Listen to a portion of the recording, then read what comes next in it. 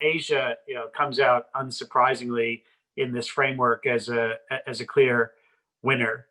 It's had mostly world-beating management of the virus pretty much from the very beginning, and it still kind of strikes me that we get headlines in London about a couple dozen cases in countries as big as China as headline news, when the U.S. is registering almost 200,000 cases per day. And the key point here is that management over time accrues significant growth dividends, and we're seeing that in Asia. Asia's got an enormous amount of growth momentum at the moment, and that growth momentum is heading into next year. If you took I took the average of the official and Caxton PMI numbers in China today, and on average, the PMIs are at the highest level in 10 years.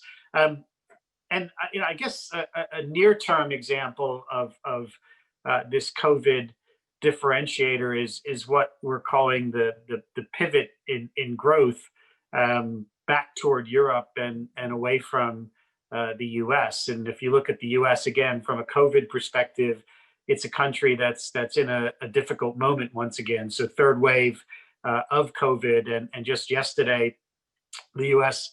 registered its highest daily death rate on record. And what we see is that you're starting to see some lockdowns instituted state by state, and that means that the growth picture in the U.S. over the next few months is challenging. And so we have a negative quarter for GDP in Q1. And if you look at Europe looks to be coming out of its second wave, and our European team did an excellent job of signaling this 3 to 4 weeks ago.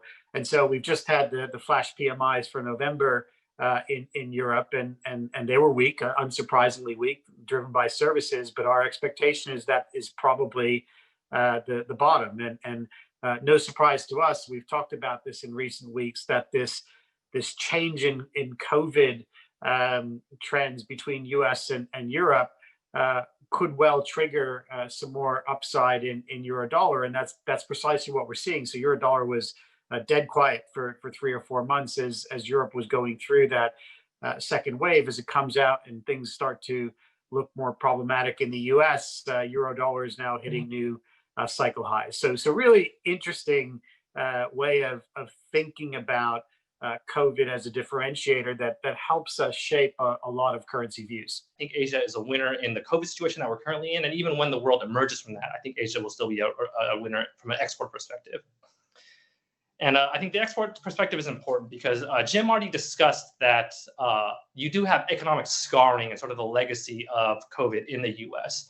I do note that, however, that one sector within the US that has been resilient to this scarring has been the big tech companies in the US. So the market narrative is that even though the pandemic resulted in lots of businesses across the US and Europe suffering, the big tech firms, if anything, have become more entrenched because their business model tended to dominate during lockdowns.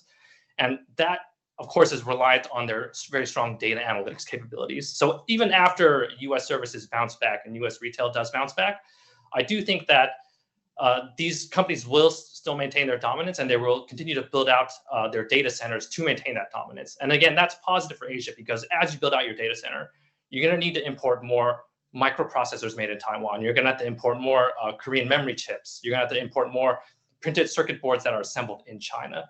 So overall, that export demand for Asian goods will still persist even in a post-vaccine world. And I focus a lot on exports because historically, the market has basically viewed Asian currencies more or less as being kept weak by their central banks in order to boost the export story in Asia. In places like Korea and China, I think that historical market view is now a bit obsolete. The Bank of Korea really hasn't been accumulating reserves since 2014, and the People's Bank of China has not really accumulated reserves since 2017. So for Korea in particular, I think that overall it's basically a market-driven currency. And as there continues to be demand for Korean electronics goods, again, that will lead to global demand for Korean won, which will lead to appreciation in the won versus the US dollar. Now, China, of course, is a little bit different. It's not completely a free-floating currency, but it is becoming increasingly more of a market-driven currency. So last year, the PBOC did step in to limit the yuan weakness amid U.S. escalation during the trade war. They didn't want the market to push the yuan too weak, but they haven't done the same thing when the yuan has been strengthening in 2020. So that tells me that in the short term, they're actually quite okay with the yuan getting stronger. If you think about the longer term policy, and if you think about things like dual circulation and made in China 2025, it does show that China wants to build up its domestic supply chains in the high tech space, and that they are focusing on the high value added manufacturing side of their manufacturing dominance. So that means that, in my view, that they're going to be less reliant on keeping the yuan artificially weak just to boost exports, because high value manufacturing, of course, those goods don't really need to compete on price. And I think you're already starting to see that. That's why China is basically allowing the yuan to appreciate this year. So if we go to Taiwan, Taiwan again is a little bit different than these other currencies, because we all know that the Central Bank of Taiwan is still quite interventionist in its accumulation of reserves. It's basically a one-way intervener in terms of the way it builds out and manages its reserve portfolio. But even in Taiwan, you're still seeing a lot more tolerance for currency strength. So today we had dollar Taiwan break through 28.5. That's a new low that we haven't seen since 1997.